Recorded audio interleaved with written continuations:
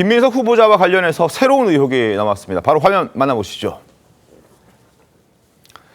김민석 채권자 후원 회장이 또 있었다. 그리고 11명의 채권자 가운데서는 강모 씨, 우리가 그동안 얘기했던 주진우 의원은 저수지라고 표현했던 그 강모 씨와 함께 안모 씨라는 사람이 있는데 이 사람도 김민석 후보자의 과거 후원회장 출신이다. 그리고 이 안모 씨가 1,000만 원을 빌려주고 난 뒤에 차용증을 썼을 때는 그 차용증에는 은행명과 그리고 예금주 그리고 계좌번호가 없었다. 적지 않았다라는 겁니다. 그래서 이 사람은 받을 마음이 있었던 건가? 그리고 김민석 후보자는 갚을 마음이 있었던 건가라는 의심들이 지금 나오고 있습니다. 정관재 대변인님 어떻게 보셨습니까?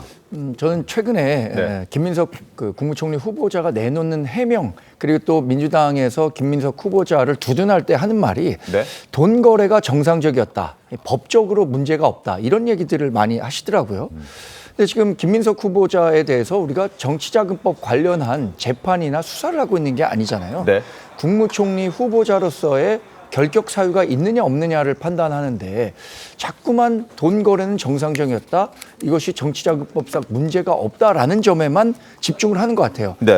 법적으로 문제가 되는지 안 되는지는 모르겠습니다만 그 국민들이 갖고 있는 의구심은 계속 커지고 있다는 거죠.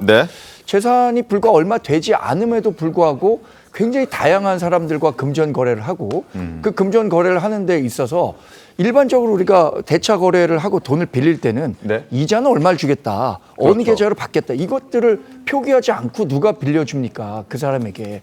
이런 부분에 대해서 해명하지 못하는 모습을 보면서 그 돈 거래가 정상적이 아니었을 것이다. 당시에 국회의원이었던 김민석 후보자의 권력에 뭐 어떤 식으로든 잘 보이기 위해서 빌려준 것 아니냐. 그렇게 예상해 볼 수밖에 없는 거죠. 당시에는 국회의원은 아니었고 야인이었지만 민주연구원장 신분이었기 때문에 그 민주연구원장 자리도 민주당의 싱크탱크의 수장으로서 굉장히 영향력이 있는 자리임은 분명합니다.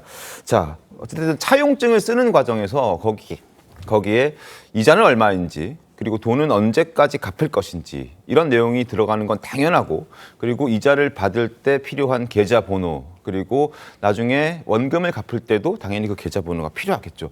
그런데 그 계좌번호를 쓰지 않았다라는 부분은 줄 마음도 없는 것이고 받을 마음도 없었던 것 아니냐라는 지적들이 나오고 있습니다. 김상희 평론가 어떻게 보셨습니까? 글쎄요. 저는 뭐 돈을 많이 빌려보지는 않아서 잘 모르겠고 제가 개인적인 상식으로는 차용증의 양식은 정해져 있지는 않은 것으로 알고 있습니다. 그렇군요.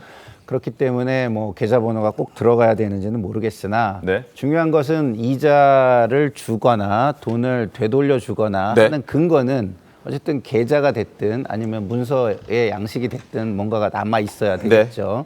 근데 그런 것들이 없다면 의혹과 의구심을 완벽하게 해명하기는 좀 어려울 것입니다. 그런 측면에서 볼 때 도덕성의 의혹과 문제는 계속 제기가 될 것으로 보여요. 근데 뭐 이런 부분도 저는 좀 생각을 좀 했으면 좋겠는 게 뭐 도덕성 문제도 있고 그렇지만 어쨌든 이 총리라는 것이 도덕성만 가지고 일을 하는 건 아니잖아요. 그래서 지금까지 보여준 어떤 개인의 정치적 정책적 역량 이런 것도 같이 감안해서 볼 필요가 있겠다 이런 생각이 들고요. 이게 또 굉장히 좀 딜레마인 게 정권 초의 첫 인사기도 하거니와 내각을 구성하기 위해서 총리가 없이는 내각 구성이 불가능합니다. 제청을 해야 되니까. 그렇죠. 추천을 하고 제청을 해야 되니까. 그렇기 때문에 그런 부분도 감안한다면 그동안의 과거 청문회에서 법적인 문제까지 이게 명확하게 문제가 되지 않았을 때는 청문을 통과한 후보자도 많다는 점 그런 점도 좀 감안해서 같이 고려를 했으면 좋겠습니다.